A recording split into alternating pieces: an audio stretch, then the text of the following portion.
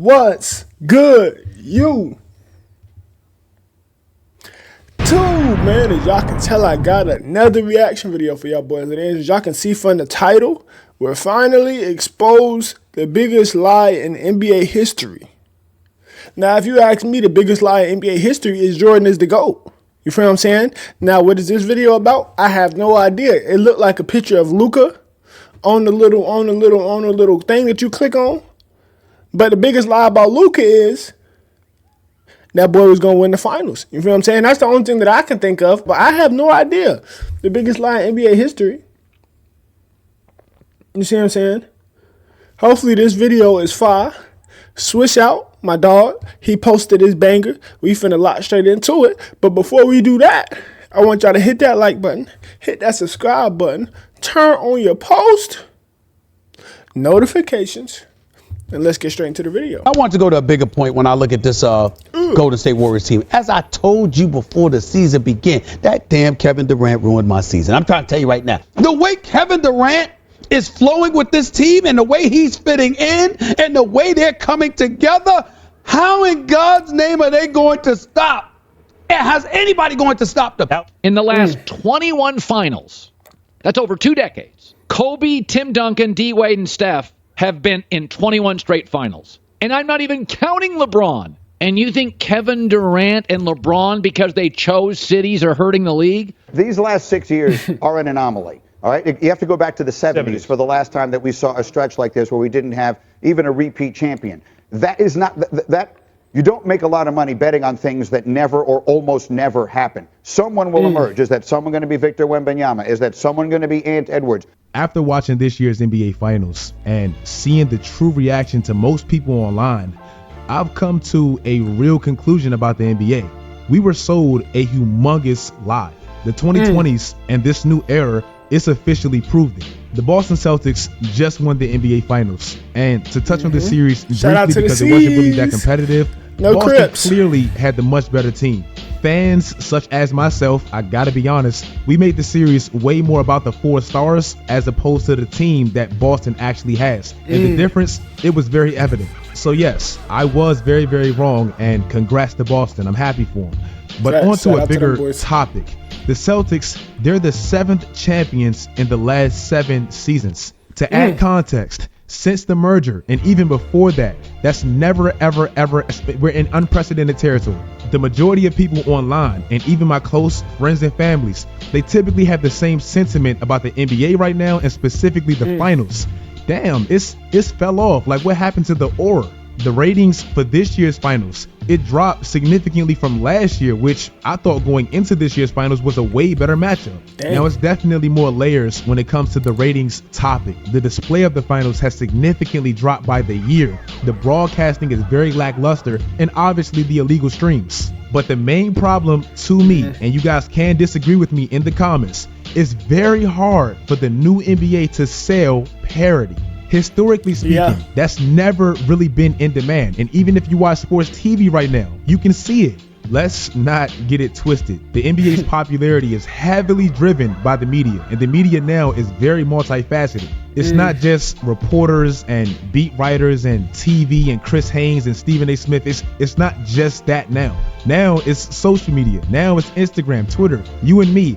All of this brings traffic and revenue to the brand. So when you turn on your TV and you watch Stephen A. Smith and First Take and Skip Bayless and Shannon Sharp, whoever you're watching, and you see them talking about LeBron in the middle of the damn finals, a lot of that. Yeah, bro. That kind of did it too. And then now it's just so much stuff out. You feel what I'm saying? The NBA Finals isn't at the top of the top no more. Like back in the day, bro, there wasn't really nothing else to do. You see what I'm saying? When the NBA Finals came on, that was the cream of the crop. When LeBron and Curry was in there, and you had the face of the league as LeBron, and you had the young star that's coming up, Curry. And last year's NBA Finals, bro, we didn't really. Who was we gonna watch? Jason Tatum? Trash. You see what I'm saying? And I'm not. Let me chill out on Jason Tatum. He not trash to the point where like who wants to watch him, but like there's certain levels to this jump, bro. The only person that I real live wanted to watch in this finals, bro, was Kyrie and Luka Doncic. And maybe because of their style of play, they go so crazy. But the Boston Celtics isn't really like an exciting team to watch. If you're a fan of them, yeah, you'll watch their team. And they had a great team. They play great team basketball. Who wants to really watch that in the finals? You see what I'm saying? No disrespect to what they had going on. They did great in the finals. They left with a ring. But nobody really wants to watch team basketball for a 7-game series. You want to see somebody get put on the floor real quick by Kyrie. You want to see Luka hit a step back 3 in somebody's face. Yeah, Jaylen Brown was doing it, and Tatum might have been doing it. It's like a certain level of flash that come with it. And maybe because maybe he's right. Maybe because the media wasn't pushing behind those guys really like that. So it's just like it just went over the radar type. Maybe that's just my opinion. I don't know. Proceed though. Maybe I can learn something else. Have a different opinion by the end. The NBA is in a very awkward stage as LeBron and Steph and KD now, as they age out, it doesn't really have that next guy. That player that warrants criticism, narratives, legacy. Anthony Edwards would have been somebody that I would wanted to watch. You see what I'm saying? Because all the buzz was around Anthony Edwards. Everybody was saying he the next Michael Jordan. He the next this. He the next that. He had it. If he would have made it to the finals, the numbers wouldn't have went down. Because he had everything he needed. Like, he had the buzz. Like, bro, why are we having another MJ LeBron debate for the 5th straight segment? All of that drives the brand of the NBA. And for the people that's watching, that's diehard fans, that's probably loving the new NBA, obviously this is not for you. This is for the majority of watchers, casual viewers, wondering what happened to the mystique and the aura of the NBA. Well, this is it. Parody. Bro, for the first time in over 30 years, the finals or the conference finals didn't even feature an MVP.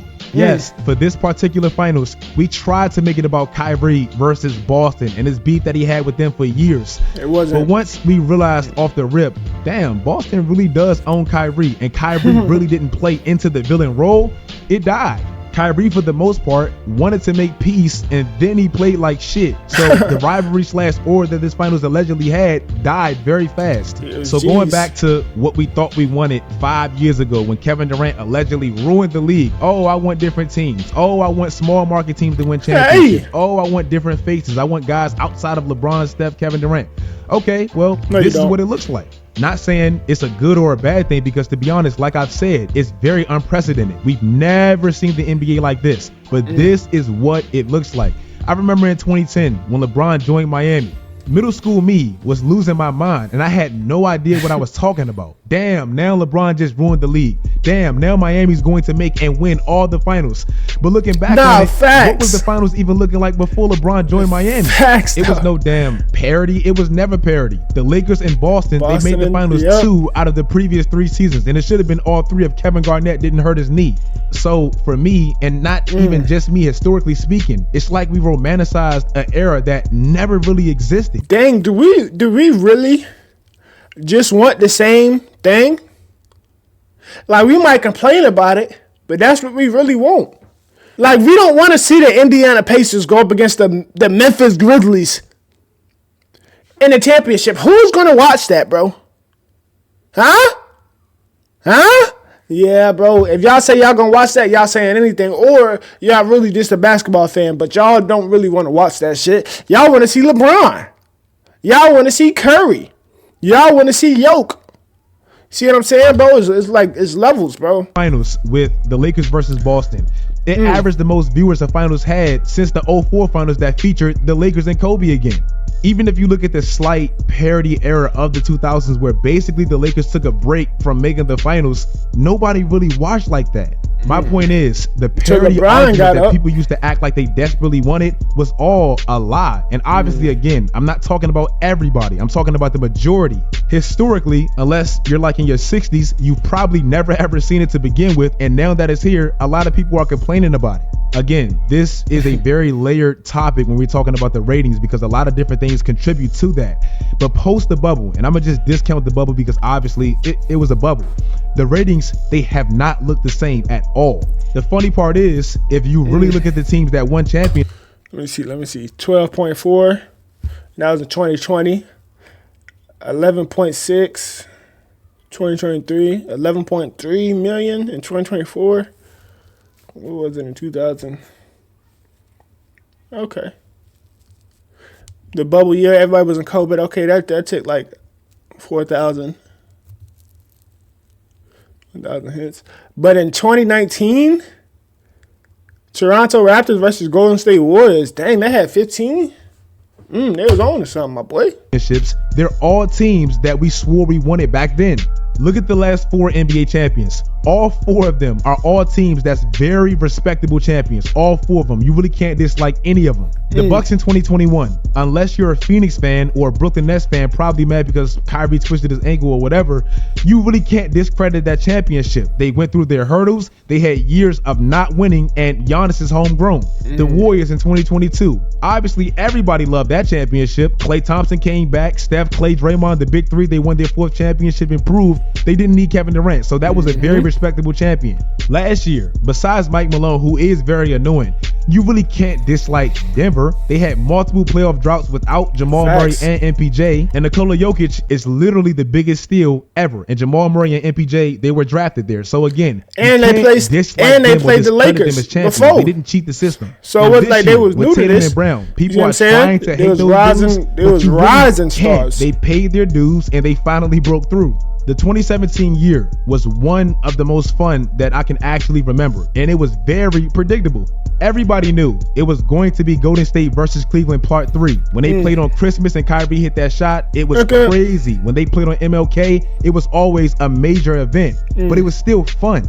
That year's finals ended exactly like this year's. It was basically the exact same thing, a 5-game gentleman sweep. It was the same time off, a week off until the finals, and it ended the exact same way. But the viewership, it was damn near twice the amount of viewership back then than now. Yeah. And yes, we can't analyze those numbers precisely because there are other factors that I have mentioned, but it does prove people are more interested in familiarity and toxicity. And lastly, to me, this is absolute proof that the parity argument was always a big ass lie. The most forgettable era of basketball is what decade? The 70s. Nobody talks about. I feel like he made some really good points right there. But could it also be like people looking forward to the matchups? Like, I feel like people would have watched definitely way more, you feel what I'm saying, if Kyrie had a crazy game. I feel like more people would have tuned in, but Kyrie never really had no, like, that was the matchup. Kyrie versus the Celtics. Let's see what he gonna do. Because I'm pretty sure, like, game 1 and 2, they probably had some numbers to him. You see what I'm saying? They probably had some numbers to him. They seen how it was looking and was like, bro, I'm really not even finna watch. I see what's finna happen. The Mavs finna get mollywopped. You see what I'm saying? What's the point of watching that?